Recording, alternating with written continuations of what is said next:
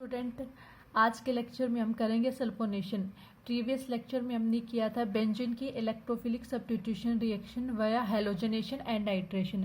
Third आता है आपका sulphonation. Sulphonation first of all reaction करते हैं बेंजीन की रिंग, ठीक है, यहाँ बेंजीन की रिंग, इसकी रिएक्शन करवाई जाती है कॉन्सेंट्रेटेड सल्फ्यूरिक एसिड की प्रेजेंस में। देन प्रोडक्ट मिलेगा benzene sulphonic acid SO3H plus में H2O, बेंजीन सल्फोनिक एसिड।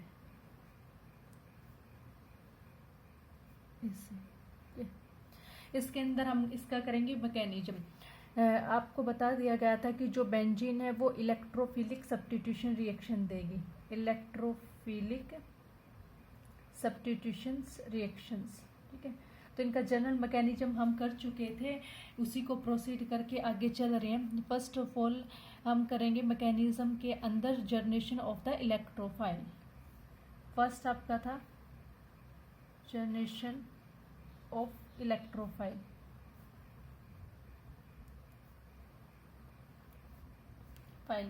इसके अंदर आपको इलेक्ट्रोफाइल जनरेट करना था बेंजीन की रिंग के ऊपर अटैक करवाने के लिए। तो इसके अंदर आएगा 2 आपके H2SO4 मॉलिक्यूल्स होंगे, OH S H2SO4 and second molecule H2SO4। This process is reversible. SO3 H3O positive ion निकलेगा प्लस H2SO4 सल्फ्यूरिक एसिड। यहाँ पे जो होगा आपका SO3 बिहेव करेगा एज ए इलेक्ट्रोफाइल। अब आप देखोगे कि इसके ऊपर पॉजिटिव चार्ज नहीं है, तो ये कैसे बिहेव करेगा एज ए इलेक्ट्रोफाइल। अब जो इसकी स्ट्रक्चर होती है SO3 की, इसकी स्ट्रक्चर होती है ऐसे, इसको हम लिख सकते हैं like double bond here, double bond here, 1 negative charge S positive charge, ठीक है। देन ऐसे अल्टरनेट, ये पॉजिटिव नेगेटिव चार्ज, यहाँ पे नेगेटिव, यहाँ पे positive, double bond O, here also double bond. इसको लिखेंगे हम हियर डबल बॉन्ड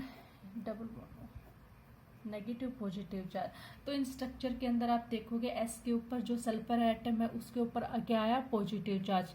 मीन्स ये SO3 बिहेव करेगा एज ए इलेक्ट्रोफाइल की फॉर्म में, ठीक है। First of generation of electrophile, यहाँ पे आपका इलेक्ट्रोफाइल जनरेट हो गया है। सेकंड जो प्रोसेस थी वो क्या थी, formation of carbocation, formation of carbocation, cation, ठीक है। तो इसके अंदर करेंगे फॉर्मेशन ऑफ कार्बोकैटायन। वही है कि इलेक्ट्रोफाइल अटैक करेगा on the benzene ring. This is the benzene ring, double bond double bond double bond plus में SO3 इलेक्ट्रोफाइल। अब डबल बॉन्ड के ऊपर इलेक्ट्रोफाइल अटैक करेगा, यहाँ पे इसका करवाया है अटैक। और आपको पता है कि जब बेंजीन के रिंग के ऊपर SO3 अटैक करेगा तो ये डबल बॉन्ड ब्रेक हो जाएगा, ठीक है। और एक पोजीशन पे SO3H आ जाएगा एंड सेकंड पे positive ion.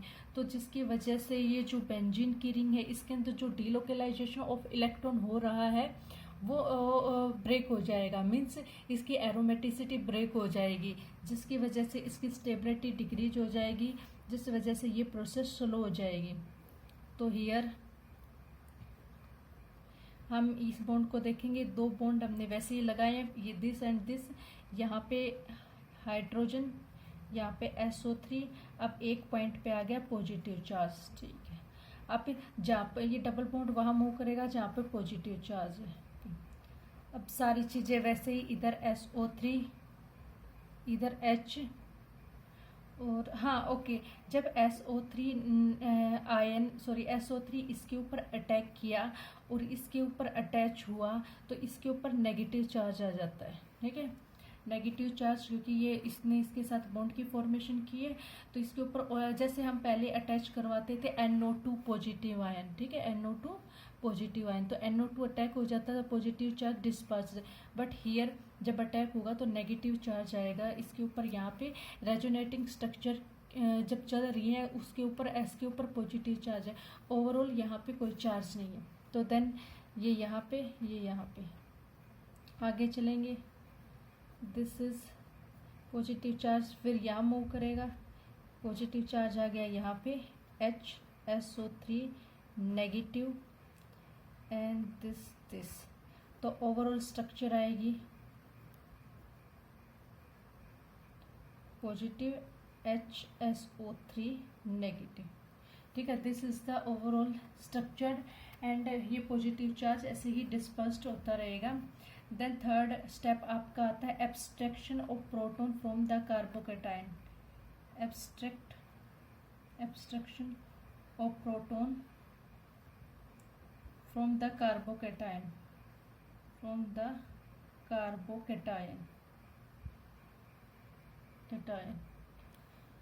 Abstract of proton from the carbocation. अब इसके अंदर आया है आपका रिएक्टेंट था this hydrogen SO3 negative ion plus में HSO3 नेगेटिव। ठीक है, अब ये क्या करेगा, इसके ऊपर अटैक करेगा हाइड्रोजन के ऊपर, और हाइड्रोजन के ऊपर अटैक करने की वजह से ये क्या करेगा, एब्स्ट्रैक्ट द प्रोटॉन। जो ये आपका न्यूक्लियोफाइल है जो कि प्रोटॉन के ऊपर एक्ट करेगा, वो कहाँ से आया, सॉरी यहाँ पे नेगेटिव चार्ज। ठीक है, तो ये न्यूक्लियोफाइल क्या करेगा, इसको प्रोटॉन को एब्स्ट्रैक्ट कर लेगा। ठीक है, तो यहाँ होएगा आपका एब्स्ट्रैक्ट द प्रोटॉन, और ये रिएक्शन कैसी होगी, फास्ट रिएक्शन होगी। ठीक है, this is also fast reaction and abstract करने के बाद SO3H नेगेटिव प्लस में H2SO4 निकल जाएगा। ठीक है, नाउ अब क्या होता है कि इस नेगेटिव चार्ज को डिस्पर्स्ड करने के लिए, हटाने के लिए आप इसको हाइड्रोनियम जो कि आपका इधर आया हुआ H3O पॉजिटिव आयन के साथ रिएक्शन करोगे, और तो यहाँ से एक H पॉजिटिव आयन निकल के यहाँ पे अटैच हो जाएगा और वाटर मोलिक्यूल्स निकल जाएगा। नेक्स्ट चलते हैं, आपका है SO3 negative, this is the fourth step. इसके अंदर क्या होगा, reaction between the sulphonic acid and hydronium ion, reaction between the sulphonic acid and hydronium ion and find out the final product. ठीक है, आपका इसके अंदर जितने भी रिएक्टेंट आए थे, जैसे SO3 एज ए इलेक्ट्रोफाइल की फॉर्म में अटैक कर चुका था, देन HSO4 नेगेटिव न्यूक्लियोफाइल की फॉर्म में अटैक कर गया। अब आपका बचता है H3O पॉजिटिव आयन, ये रिएक्ट करेगा सल्फोनियम आयन के साथ और फॉर्मेशन ऑफ SO3H प्लस में H2O। ठीक है, ये मिल जाएगी। And first process is slowest process which is a rate determining step, and second process is a fast process. Next हम चलते हैं नेक्स्ट मैकेनिज्म के ऊपर, फोर्थ है Friedel craft alkylation. Friedel craft alkylation ये एक नेम रिएक्शन है। इसके अंदर क्या होगा, वही सेम मैकेनिज्म चलेगा। बेंजीन की रिएक्शन करवाई है यहाँ मिथाइल क्लोराइड के साथ in presence of the anhydrides AlCl3, aluminium chloride की प्रेजेंस में ये बिहेव करेगा एज ए लेवियस एसिड, एंड यहाँ पे फॉर्मेशन होगी मिथाइल बेंजीन, इसको आप बोलते हो toluene, and with releasing of the HCl gas. This is the reaction. अब इसका करेंगे मैकेनिज्म का फर्स्ट पार्ट है जर्नेशन ऑफ इलेक्ट्रोफाइल। इसका डिटेल में मैं आपको प्रीवियस लेक्चर में बता चुकी हूँ, तो वो आप वहाँ से देख लेना। अब यहाँ पे डायरेक्ट कर लें जर्नेशन ऑफ इलेक्ट्रोफाइल, इसको मैं RCl मान लेती हूँ, R के प्लेस पे आप CH3। ठीक है, तो यहाँ पे RCl react with AlCl3, then बनेगा आपका R पॉजिटिव प्लस में ACl4 नेगेटिव। दिस अब क्या होता है कि इसको कुछ केसेस के अंदर रिएक्टेंट ऐसे डायरेक्ट कैटायन की फॉर्म में, अब जैसे ये इलेक्ट्रोफाइल अटैक हुआ, ठीक है, अब ये क्या करेगा, बेंजीन के ऊपर अटैक करेगा, बट ये क्या होता है कुछ केसेस में ऐसे डायरेक्ट कैटायन इलेक्ट्रोफाइल अटैक नहीं करता है, तो ये ऐसे इसकी जो फॉर्मेशन होती है एज ए कॉम्प्लेक्स की फॉर्मेशन में होगा, जैसे हमने पहले वाला किया था क्लोरो हेलोजिनेशन के अंदर। This is like chlorine and this is ACl negative with positive charge. Okay, आप इस टाइप से भी कर सकते हो और इस टाइप से भी कर सकते हो। Second, formation of carbocation. Second process is formation of carbocation. सबकी एक्सप्लेनेशन होगी जो सेम होगी, उसके साथ आप 3-4 लाइनें लिखते जाना कि यहाँ पे RCl ने ACl लेवियस एसिड के साथ रिएक्शन की एंड इसने इसको पोलराइज कर लिया। जो मिथाइल ग्रुप है which is electron releasing group, उसके ऊपर पार्शली पॉजिटिव चार्ज आ गया, बाकी के ऊपर पार्शली नेगेटिव चार्ज हो गया। ठीक है, इसके केस में एंड यहाँ पे completely positive completely negative charge. अब क्या होगा कि बेंजीन की रिंग के ऊपर अटैक करेगा। या तो आप पूरा इसको लिखोगे सिर्फ R पॉजिटिव, और या आप लिख सकते हो slightly R positive Cl AlCl negative, वो आपके ऊपर डिपेंड है आप कैसे लिखोगे। देन ये क्या करेगा, यहाँ पे अटैक या यहाँ और जो प्रोडक्ट बनेगा वो सेम ही बनेगा। ठीक है, अब क्या हो रहा है, ये प्रोसेस क्या होगी, formation of carbocation is slowest process which is rate determining step.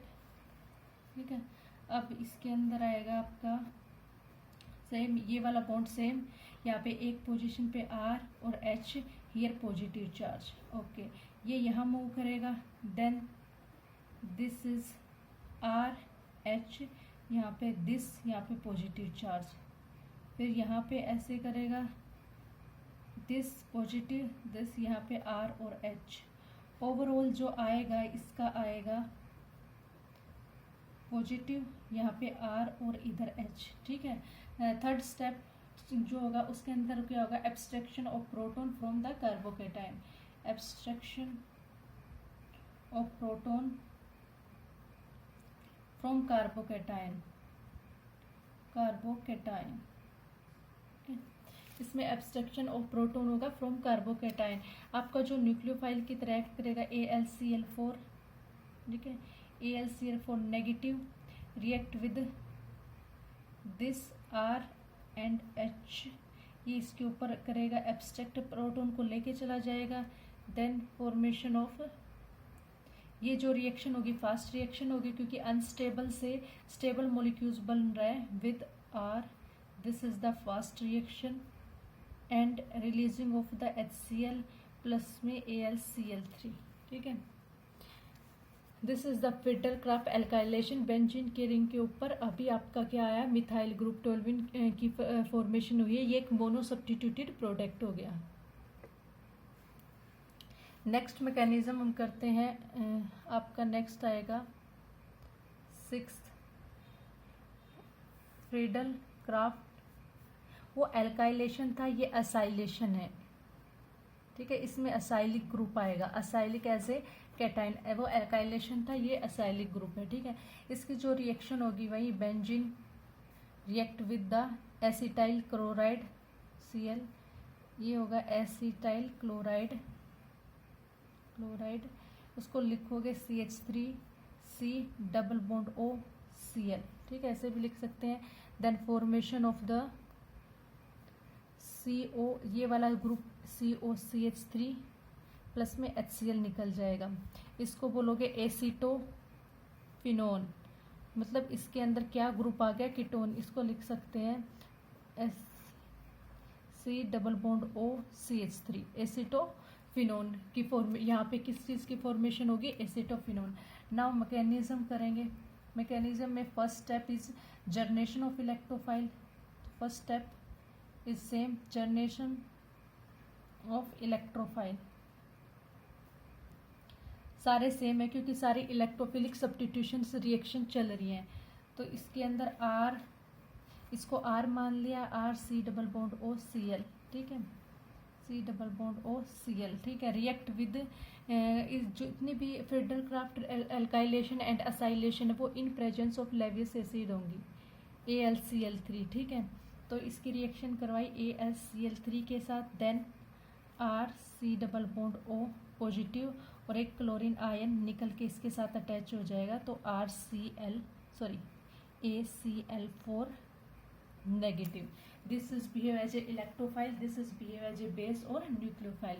इसको बोलोगे एसाइल कैटायन, ठीक है। Second process is formation of carbocation, formation of carbocation, formation of carbocation में सेम, इधर आपकी बेंजीन की ring bond this and carbocation C double bond O positive with R group, ये attack करेगा यहाँ पे। Then this reaction is a slow reaction, किसकी वजह से होगी, क्योंकि स्टेबिलिटी से अनस्टेबिलिटी की तरफ जा रहा है। तो से दिस ये बॉन्ड, ये वाला बॉन्ड के ऊपर अटैक करेगा तो बॉन्ड ब्रेक हुआ है, एक पोजीशन पे आके अटैक होगा आपका C double bond O R group and here hydrogen, यहाँ पे आ जाएगा पॉजिटिव चार्ज। अब ये वाला जो पॉजिटिव चार्ज है वो रिवॉल्व करेगा डबल बॉन्ड वहाँ जहाँ पे पॉजिटिव चार्ज है। देन ये ग्रुप आप सेम लिखना RRH, और यहाँ पे डबल बॉन्ड, यहाँ पे डबल बॉन्ड, ये डबल बॉन्ड यहाँ आ गया तो पॉजिटिव चार्ज वहाँ जाएगा जहाँ के नियर अबाउट कोई भी डबल बॉन्ड नहीं है, ठीक है। अब ये इधर मूव करेगा तो पॉजिटिव चार्ज यहाँ आ जाएगा। देन दिस, ये यहाँ पे था, इसने यहाँ मूव किया तो ये इधर आ गया, तो उस कोने पे आप पॉजिटिव चार्ज लेके जाओगे जहाँ पे, जिस कोने पे डबल बॉन्ड ही नहीं है, ना यहाँ पे डबल बॉन्ड है ना यहाँ पे डबल बॉन्ड है, तो यहाँ पे पॉजिटिव चार्ज। किस वजह से, क्योंकि इसकी वैलेंसी कंप्लीट नहीं है और ये positive charge via double bond हर जगह रोटेट कर रहा है। तो ये स्ट्रक्चर को हम कैसे लिखेंगे, इस टाइप से, इसको पूरा नहीं बनाएंगे, हाफ बनाएंगे, क्योंकि ये 5 कार्बन एटम के पास double bond positive charge revolve कर रहा है, एक के ऊपर नहीं कर रहा है, तो R और H। Now third last step के अंदर क्या होगा, abstraction of proton from the carbocation to complete the reaction. Abstraction of proton, proton को कौन एब्स्ट्रैक्ट करता है, न्यूक्लियोफाइल या base, from carbocation to complete the reaction. आप पूरा लिखने की बजाय यहाँ भी लिख सकते हो, generation of electrophile, formation of carbocation, abstraction of proton, than enough. Last वाले स्टेप के अंदर क्या हुआ कि न्यूक्लियोफाइल अटैक करेगा आपका, तो आपका न्यूक्लियोफाइल है AlCO4 with negative charge and this with positive charge. आपका यहाँ था hydrogen C double bond O R। Okay, ये रिएक्शन होगी फास्ट, क्योंकि अब ये स्टेबिलिटी गेन करेगा। ये क्या करेगा, प्रोटॉन को एब्स्ट्रैक्ट करके लेके जाएगा। Then formation of C double bond O R, ठीक है। तो यहाँ बनेगा AlCl3 प्लस में HCl गैस से वॉल हो जाएगी, तो formation of the acetophenone via electrophilic substitution reaction of benzene. ये थे आपके इलेक्ट्रोफिलिक सब्स्टिट्यूशन रिएक्शंस के एग्जाम्पल। अब एक नेक्स्ट टॉपिक करेंगे, effect of substitution on orientation. Effect of substituents on orientation. पहले तो इसका मीनिंग समझेंगे कि ये कहना क्या चाह रहा है, या डायरेक्ट इन्फ्लुएंस, ठीक है। फर्स्ट ऑफ ऑल तो इसका मीनिंग समझना पड़ेगा कि ये कहना क्या चाह रहा है, ठीक है।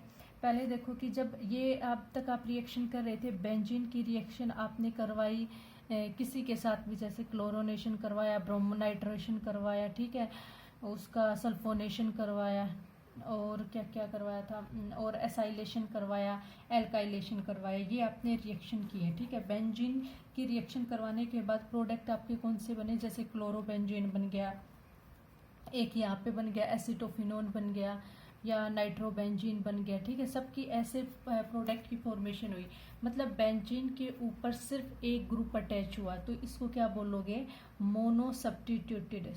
फॉर एग्जांपल मैं ये NO2 वाला ले लेती हूँ, ठीक है, नाइट्रोबेंजीन, इसको बोलोगे मोनो सब्स्टिट्यूएंट या मोनो सब्स्टिट्यूटेड प्रोडक्ट, ठीक है। इसके अंदर क्या हुआ कि सबने रिएक्शन करी, मोनो सब्स्टिट्यूटेड प्रोडक्ट की फॉर्मेशन कर दी। अब बात आती है कि ये वाला इसकी रिएक्शन अगर मैं किसी और के साथ करवाऊँ और इसको मैं डाई सब्स्टिट्यूटेड बना दूँ, ठीक है।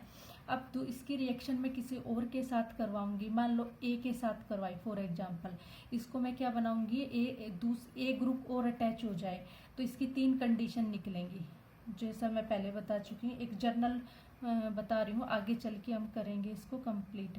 तो जैसे इधर NO2 है, अब है ना मोनो सब्स्टिट्यूटेड में तो एक प्लेस पे एक पोजीशन आ जाती है, बट जब बात आती है डाई सब्स्टिट्यूटेड की तो क्या होगा कि 3 पोजीशन 3 डेरिवेटिव है, एक ऑर्थो, सेकंड डेरिवेटिव क्या होगा NO2, second derivative Meta and third derivative is para, तो 3 डेरिवेटिव बनेंगे, ठीक है, सॉरी ए, इधर ए, ठीक है। तो जब आपके मोनो सब्स्टिट्यूटेड की बात आती है तो एक सिंगल प्रोडक्ट बनता है, बट जब डाई सब्स्टिट्यूटेड की बात आती है मीन्स 2 अटैच करने होते हैं, तो उसके अंदर क्या होगा कि 3 कंडीशन बनेंगी, ऑर्थो प्रोडक्ट भी बन सकता है, मेटा प्रोडक्ट भी बन सकता है और पैरा प्रोडक्ट भी बन सकता है, एक कंडीशन, ठीक है। ये फर्स्ट थी एंड सेकंड, फर्स्ट के अंदर 3 आइसोमर्स बनेंगे, ठीक है, 3 आइसोमर्स। अब सेकंड कंडीशन आती है, पहले जो ग्रुप अटैच्ड है, यहाँ पे नाइट्रो ग्रुप अटैच्ड था, मान लो मैं करूँ कि अब नाइट्रो ग्रुप की रिएक्शन करवाई ए के साथ, अब मैं क्लोरीन की रिएक्शन करवाऊँ ए के साथ, तब भी ऐसे प्रोडक्ट बनेंगे, here chlorine, ortho, here Meta and here para, ठीक है, 3 टाइप के प्रोडक्ट बनेंगे। One thing is clear. Second क्या होता है कि जब ए की रिएक्शन एट ऑर्थो पोजीशन पे आता है, मेटा पोजीशन पे आता है, पैरा पोजीशन पे आता है, तो ये वाला ग्रुप इफेक्ट करेगा आने वाले ग्रुप के ऊपर, मतलब या NO2, अगर NO2 की रिएक्शन मैं ए के साथ करा देती हूँ तो NO2 इसको अपनी ऑर्थो पोजीशन पे अटैच करेगा, पैरा पे करेगा या मेटा पे करेगा, डिपेंड करता है इसके ऊपर, ठीक है। तो NO2 ये वाला जो ऑलरेडी अटैच्ड है बेंजीन के ऊपर ग्रुप, उसके ऊपर डिपेंड करेगा कि आने वाला प्रोडक्ट किस पोजीशन पे जुड़ेगा, ऑर्थो पोजीशन पे जुड़ेगा, मेटा पे जुड़ेगा या पैरा पे जुड़ेगा, दूसरी बात, ठीक है। ऑलरेडी जो ग्रुप अटैच्ड है, already grouped attached on benzene ring, on benzene ring the upcoming reagent या group already attached on the benzene ring, upcoming reagent depend on it, ठीक है। तो upcoming reagent डिपेंड करेगा जो पहले से ग्रुप अटैच्ड है उसके ऊपर। अब थर्ड कंडीशन ये दो, अब थर्ड कैटेगरी क्या आती है कि मान लो कि कोई प्रोडक्ट आके, कोई ग्रुप आके ए के ऊपर अटैच्ड हो गया, ठीक है, तो वो ग्रुप इसको एक्टिवेट, मतलब हाँ फॉर एग्जांपल अब मैंने रिएक्शन करवाई है, ये जो आपकी रिएक्शन हुई थी बेंजीन की नाइट्रो, ऐसे रफली लिख रही हूँ, ठीक है, फर्स्ट रिएक्शन मान लेती हूँ मैं इसको, तो इसको नाइट्रो बेंजीन, वैसे ये पूरी रिएक्शन मैकेनिज्म के थ्रू होगी, बस जस्ट समझाने के लिए, जैसे नाइट्रो बेंजीन बना, इसको रिएक्शन नंबर 1 लूँगी, ठीक है। रिएक्शन नंबर 2 में अगर इस नाइट्रो बेंजीन की रिएक्शन करवा दी मैंने ए के साथ और यहाँ बना है आपका प्रोडक्ट NO2 ऑर्थो प्रोडक्ट, ठीक है, ऑर्थो प्रोडक्ट, यहाँ पे ए अटैच हो गया। अब रिएक्शन 1 और रिएक्शन 2 है, अगर रिएक्शन 2 अगर आपकी जो रिएक्शन 2 है वो फास्टर रेट है, अगर रिएक्शन 2 की, एक सेकेंड, अब दोबारा मैं इधर कर रही हूँ, ये आपकी एक रिएक्शन है, ठीक है, इसकी नाइट्रोजन के साथ रिएक्शन करवाने के बाद फॉर्मेशन हुई NO2 की, ठीक है, NO2, ये रिएक्शन नंबर 1 होगी, ठीक है, NO2, एक सेकेंड पूरी ही रिएक्शन लिखती हूँ, HNO3 जो भी है, ठीक है, ये आपका मेन मतलब ये है, ठीक है। फर्स्ट सेकंड के अंदर जब मैंने NO2 की रिएक्शन करवाई है ए के साथ या बी के साथ, जो भी है, मैंने यहाँ पे कोई एक प्रोडक्ट बना दिया है, आपका ऑर्थो प्रोडक्ट बना दिया, ठीक है, ये सेकंड रिएक्शन। अगर आपकी rate of second reaction high है रेट ऑफ फर्स्ट रिएक्शन से, ठीक है, अगर rate of second reaction rate of first reaction से हाई है, इसका मतलब जो आने वाला ग्रुप है वो एक्टिवेटिंग ग्रुप होगा। ठीक है, कौन सा ग्रुप होगा? एक्टिवेटिंग ग्रुप, इसको बोलते हैं एक्टिवेटिंग ग्रुप। अब सेकंड, अब अगर है ना ये रिएक्शन है सेम 1-2, अगर रेट ऑफ रिएक्शन 2 की लेस है रेट ऑफ रिएक्शन 1 से, ठीक है, मतलब इसकी रिएक्शन ये रिएक्शन अगर फास्टर रेट नहीं है इसके कंपैरिजन में, इसका मतलब वो होता है डीएक्टिवेटिंग ग्रुप। डीएक्टिवेटिंग ग्रुप है, मतलब नाइट्रो ग्रुप इसको अलाउ नहीं कर रहा आने के लिए। ठीक है, इसको बोलोगे डीएक्टिवेटिंग ग्रुप, इसको बोलोगे एक्टिवेटिंग ग्रुप। दो रिएक्शंस है, एक बेंजीन से मोनो सब्स्टिट्यूटेड प्रोडक्ट बनेगा, उसको बोलोगे फर्स्ट रिएक्शन। उस मोनो सब्स्टिट्यूटेड से डाई सब्स्टिट्यूटेड प्रोडक्ट बनेगा, वो किस पोजीशन पे आएगा वो अलग बात है। जो अगर सेकंड रिएक्शन की रेट फास्टर होगी फर्स्ट रिएक्शन से, तो उसको बोलोगे एक्टिवेटिंग ग्रुप, इसको बोलोगे activating group towards this. But अगर उल्टा है तो उसको बोलोगे डीएक्टिवेटिंग ग्रुप टुवार्ड्स दिस। अब हम स्टार्ट करते हैं टॉपिक। वो जनरल मीनिंग आपको समझ में आ गया होगा। तो आपका टॉपिक था effect of substituents on orientation. ठीक है, फर्स्टली पहला पॉइंट है mono substituted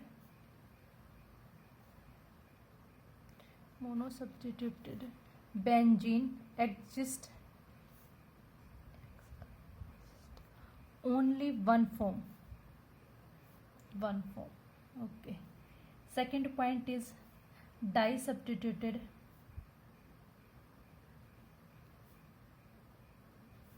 benzene exist in three forms which are ortho, meta and para। ठीक है, ऑर्थो, मेटा एंड पैरा, पूरा नाम लिखना। फॉर एग्जाम्पल्स, इसको एग्जाम्पल देके समझाएंगे। वो थे हमने जर्नल किया था समझाने के लिए। हियर फॉर एग्जाम्पल्स नाइट्रेशन, जैसे नाइट्रेशन ऑफ बेंजीन किया था, उसका प्रोडक्ट आपको दिखाया था नाइट्रेशन ऑफ टोल्यूइन। ठीक है, तो इसके अंदर क्या होगा, इसकी यहाँ पे nitration of toluene CH3 group. Okay, इसकी रिएक्शन करवाएंगे HNO3 के साथ, concentrated nitric acid in presence of a concentrated sulphuric acid at a temperature 0.3 Kelvin with releasing of water molecules and the formation of the three products occur, three isomers occur. One here CH3, NO2, second CH3 here, this is ortho, this is meta and this is para। CH3, this is para। ठीक है, अब जो ortho जो product है वो मिलेगा 52.5% और जो मेटा प्रोडक्ट है वो मिलेगा 3.5% एंड जो पैरा प्रोडक्ट है वो मिलेगा 44%। अब इस केस के अंदर आपको 3 प्रोडक्ट मिले हैं, ortho, meta, para, which is di substituted benzene. तो जिसकी यील्ड ज़्यादा होगी, किसकी ज़्यादा है? ऑर्थो और पैरा की, तो वो ग्रुप होगा ऑर्थो पैरा डायरेक्टिंग ग्रुप, क्योंकि इस केस में यील्ड ज़्यादा है और इसमें सिर्फ 3.5% है, तो इसको हम CH3 ग्रुप को बोलेंगे ऑर्थो पैरा डायरेक्टिंग ग्रुप, क्योंकि ये वाला ग्रुप अलाउ करता है NO2 को एट ऑर्थो और पैरा पोजीशन पे। ठीक है, क्योंकि CH3 एक्टिवेटिंग ग्रुप है फॉर ऑर्थो और पैरा। अगर CH3 की रिएक्शन HNO3 के साथ करवाए और मेटा पोजीशन पे अटैक करेगा तो ये डीएक्टिवेट है फॉर मेटा पोजीशन। ठीक है, नाउ एक सेकेंड एग्जाम्पल और लेते हैं। This is first, this second है nitration of benzoic acid. Nitration of benzoic acid, अब क्या हो गया, जो CH3 ग्रुप है वो क्या हो गया आपका ऑर्थो पैरा डायरेक्टिंग ग्रुप। ठीक है, क्योंकि ऑर्थो पैरा की कंडीशन में यील्ड ज़्यादा मिलती है। अब नाइट्रेशन ऑफ बेंजोइक में इधर आपका ये बेंजोइक एसिड इसके नाइट्रेशन करवाना है, वहीं HNO3 के साथ reaction in presence of the concentrated sulphuric acid at a temperature 303 Kelvin with H2। ठीक है, इसके अंदर भी सेम 3 प्रोडक्ट बनेंगे। Here C double bond OH, nitration at NO2 at ortho position, NO2 at meta position and NO2 at para position. ठीक है, ये आ गया पैरा पोजिशन के ऊपर। यह जो ऑर्थो की यील्ड होगी वो है 4.9%। ठीक है, और जो मेटा की यील्ड है वो 75.5%। और आपकी जो पैरा की जो यील्ड है ना, सॉरी ऑर्थो की यील्ड है 19.9। ठीक है, और इसकी जो यील्ड होगी 4.9%। अब आप देखोगे जब बेंजोइक एसिड का नाइट्रेशन करवाया तो सबसे ज़्यादा यील्ड किस में मिली थी, मेटा पोजीशन पे। तो इसका मतलब जो आपका CHO ग्रुप है वो मेटा डायरेक्टिंग ग्रुप हो गया। ठीक है, मेटा डायरेक्टिंग ग्रुप। अगर ये ऑर्थो पोजीशन पे आएगा तो बिल्कुल ही लो यील्ड बनाएगा। तो क्या बोलेंगे, the ability of group already present on the ring to direct the new entrance is called directing and orienting influence. मतलब इसका मतलब क्या हुआ, ओरिएंटेशन इफेक्ट का मतलब एक बेंजीन की रिंग है, उसके ऊपर ऑलरेडी एक ग्रुप प्रेजेंट है। ठीक है, तो इस ग्रुप की कितनी एबिलिटी है कि दूसरे ग्रुप को एंटर करवाए और उसके अंदर उसके क्या इफेक्ट होते हैं। जैसे यहाँ पे COH कार्बोक्सिलिक एसिड जो ऑलरेडी प्रेजेंट था रिंग के ऊपर और नाइट्रो ग्रुप को एंटर करना था, तो इस ग्रुप की कितनी एबिलिटी है कि आने वाले ग्रुप के ऊपर इसको कैसे एंटर करवाता है, कितनी यील्ड बनती है। इसको बोलते हैं डायरेक्टिव या ओरिएंटिंग इन्फ्लुएंस। ओके, अब बात आती है यहाँ पे था ये ग्रुप CH3 ग्रुप के था ऑर्थो और पैरा, और COOH ग्रुप क्या हो गया, मेटा डायरेक्टिंग ग्रुप। ठीक है, अब बात आती है ऑर्थो पैरा डायरेक्टिंग ग्रुप और मेटा डायरेक्टिंग ग्रुप। यहाँ पे लिखती हूँ मैं, एक बॉक्स बना देती हूँ समझने के लिए। यहाँ पे एक बॉक्स बनाया, यहाँ पे है ortho and para directing group, यहाँ पे होगा Meta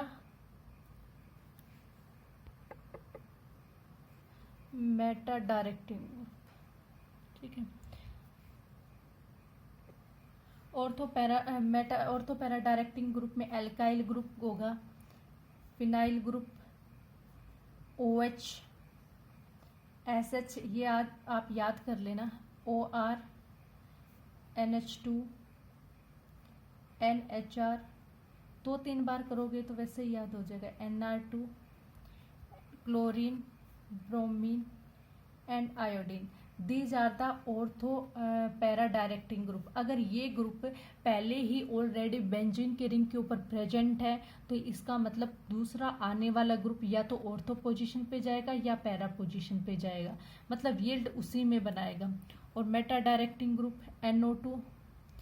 ortho para directing group में जनरली वो ग्रुप होंगे जो इलेक्ट्रॉन को रिलीज करेंगे, जिसके पास electron lone pair of electron होंगे। Lone pair of electron meta में भी होंगे बट वो इलेक्ट्रॉन को विड्रॉ करेंगे, तो जनरली इलेक्ट्रॉन रिलीजिंग ग्रुप होंगे ना, वो इसी के अंदर होंगे। जहाँ पर बात आती है हेलोजन की, वो अलग केस है कि इसके पास लोन पेयर ऑफ इलेक्ट्रॉन होंगे, उसको हम बात करेंगे आगे।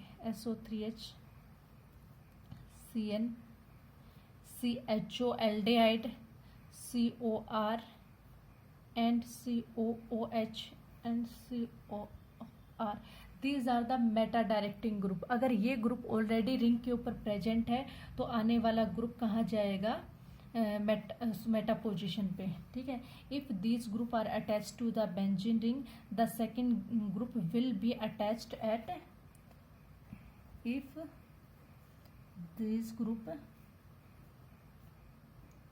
already present on benzene ring, then new group या upcoming group must be attached on ortho and para positions।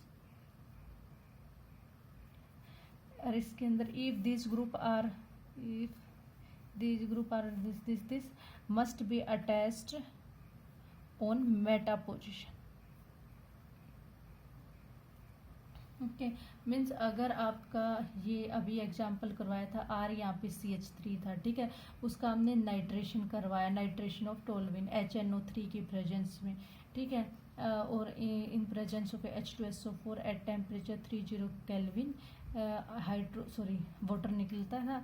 और इसमें आपका जो बनेगा, आप लिख सकते हो ये 2 प्रोडक्ट बनेंगे, आपको मेटा लिखने की ज़रूरत नहीं है, क्योंकि ये वाला जो ग्रुप है CH3 वो ऑर्थो जैसे ये आ गया ऑर्थो पैरा डायरेक्टिंग ग्रुप, आपका आर ग्रुप था, आर ग्रुप अटैच्ड है, तो ये ग्रुप ऑलरेडी अगर प्रेजेंट है बेंजीन के रिंग के ऊपर, जो अपकमिंग आपका एंट्रेंस जो अपकमिंग जो ग्रुप होगा वो must be attach at ortho either para position, Meta पे नहीं होगा।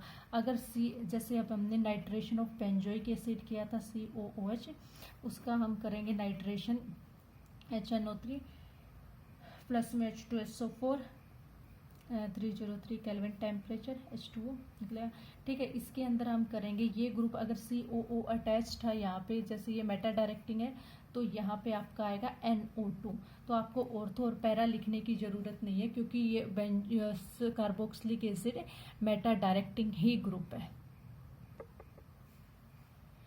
अब चलते हैं एक नेक्स्ट टॉपिक के ऊपर, effect of substituent on reactivity.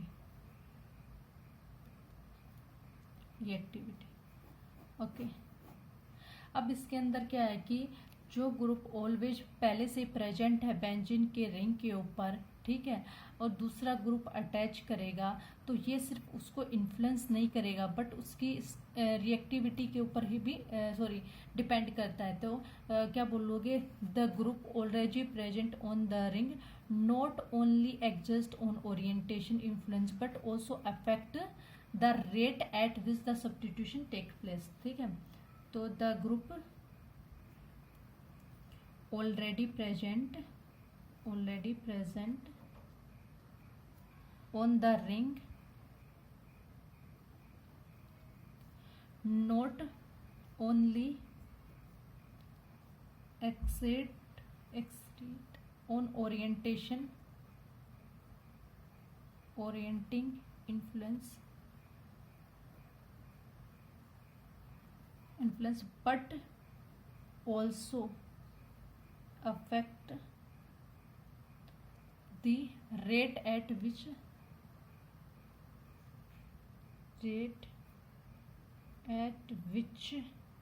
substitution takes place, ठीक है। अब इसका एग्जाम्पल, इसको 2 पार्ट्स में डिवाइड किया गया है, ठीक है। अब इसके अंदर क्या था, इसको हम 2 पार्ट्स में डिवाइड करते हैं, ठीक है। पहले हम करेंगे एक्टिवेटिंग ग्रुप,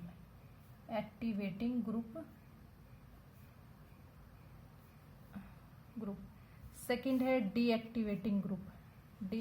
इसका मीनिंग मैं आपको जर्नल उसमें समझा चुकी हूँ, यहाँ पे बस डीएक्टिवेटिंग ग्रुप, ठीक है।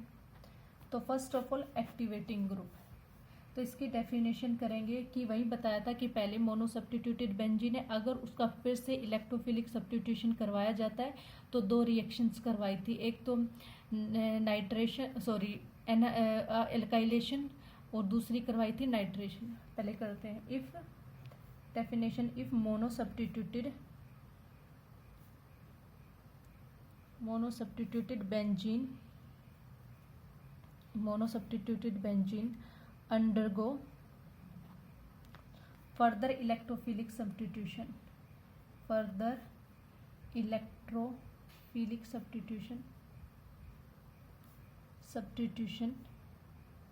reaction, ठीक है, at a faster rate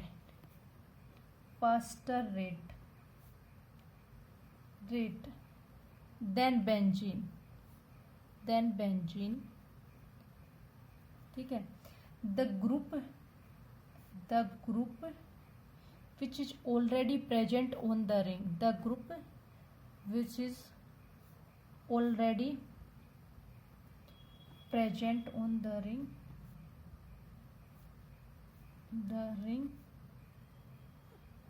is called activating group.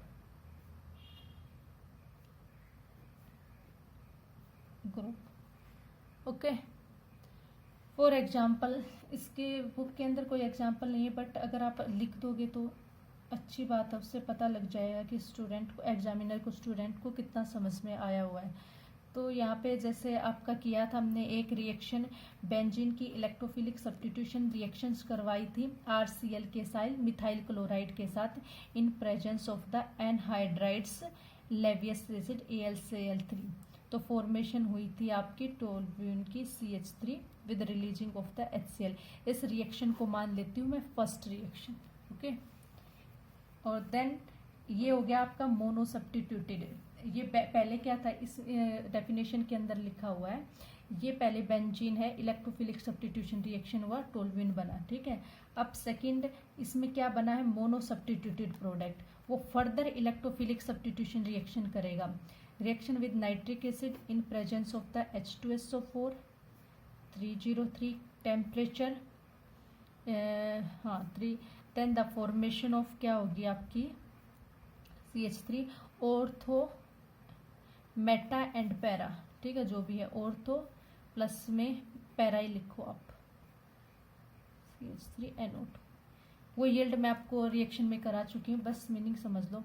मतलब दो रिएक्शन हुई, एक बार तो बेंजीन इलेक्ट्रोफिलिक सब्स्टिट्यूशन रिएक्शन के अंदर गया, एक बार बेंजीन का जो प्रोडक्ट बना है ना वो फिर से इलेक्ट्रोफिलिक सब्स्टिट्यूशन रिएक्शन के अंदर गया। अगर इस रिएक्शन की रेट फास्ट है कंपेयर टू दिस, तो रेट ऑफ रिएक्शन 2 की faster than rate of reaction of first. तो इसको बोलेंगे एक्टिवेटिंग ग्रुप। तो इसको क्या बोलेंगे, एक्टिवेटिंग ग्रुप। ठीक है, कि जो ग्रुप अटैच्ड है। तो डेफिनेशन में क्या लिखा गया है, if mono substituted benzene, this is mono substituted benzene, benzene के ऊपर एक ग्रुप अटैच्ड है, तो mono substituted benzene undergo further electrophilic substitution, फिर से इसका इलेक्ट्रोफिलिक सब्स्टिट्यूशन रिएक्शन करवाया।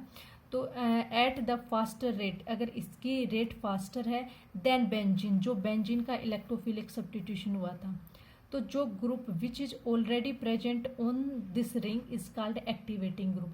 तो इसका मतलब क्या है, जो CH3 है ना, इसने इसको इतना इफेक्ट किया है कि ये इधर आके अटैच हो जाए।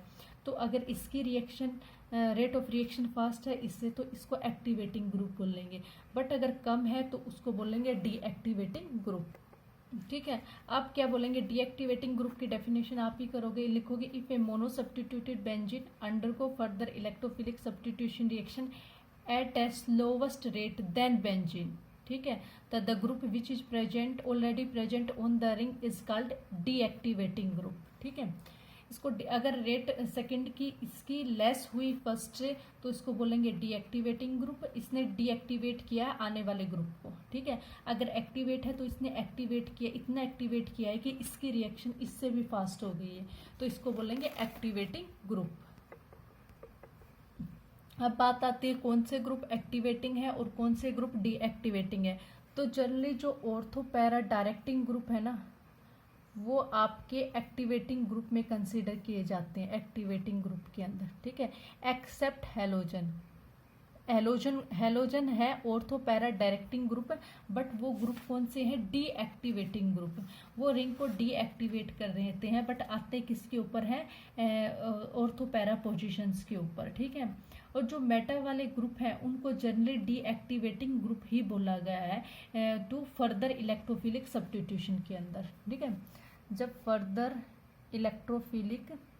इलेक्ट्रोफिलिक सब्स्टिट्यूशन रिएक्शन होती है, तो जो ऑर्थो पैरा डायरेक्टिंग ग्रुप है उनको बोलेंगे एक्टिवेटिंग, एक्सेप्ट हेलोजन, और जो फर्दर इलेक्ट्रोफिलिक में जो मेटा डायरेक्टिंग ग्रुप है उनको बोलते हैं डीएक्टिवेटिंग ग्रुप। ठीक है। अब हम करेंगे, जैसे आपने यहाँ पे किया है ना, CH पहले किया था, इसके साथ रिएक्शन करवाई थी, उसका मैकेनिज्म किया था। अब आप ओरिएंटेशन करोगे, मोनो सब्स्टिट्यूटेड की इलेक्ट्रोफिलिक सब्स्टिट्यूशन करवाओगे, फिर वो किस पोजीशन पे जाएगा, ऑर्थो पे जाएगा, मेटा पे जाएगा या पैरा के ऊपर जाएगा, ठीक है, वो देखना है आपको किस पोजीशंस पे जाएगा। तो आगे हम वही कंटिन्यू करेंगे नेक्स्ट लेक्चर में। ये वीडियो काफ़ी लॉन्ग हो चुकी है।